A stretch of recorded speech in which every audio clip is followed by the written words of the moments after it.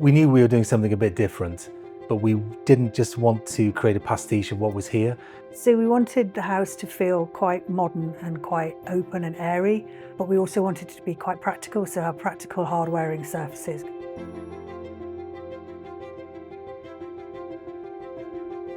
While we were thinking about the cladding we wanted on the top story of our house, we looked at all the options. We came across Accoya. To be honest, it just seemed like such a good idea because it was going to have such a good longevity. It's going to be very stable, that we could put it up in its raw state and it would weather to a nice silver without us having to constantly maintain it every single year.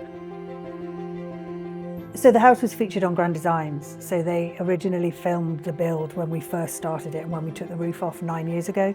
And then they recently came back to film the revisit because we've actually, as Stu said, nearly finished it. Once we'd started using the Accoya for the cladding, we liked it so much that we started using it internally as well. So we've got some of the raw boards still with the sticker marks on them in our lounge. And we had some of the boards slit in half, flat ways if you like, so you could open it out like a book.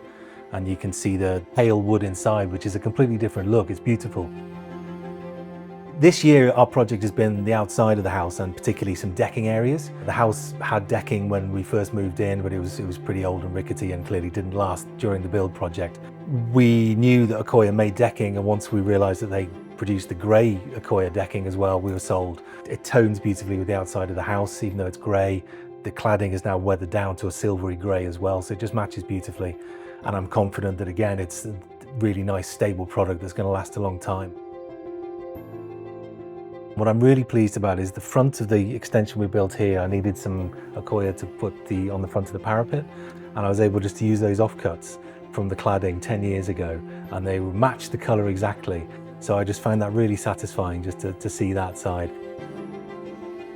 If I need more, then I could even reuse it again and again, because it's not going to split, it's not going to warp. It's just, it's like the best thing ever for someone like me who likes just making and remaking things.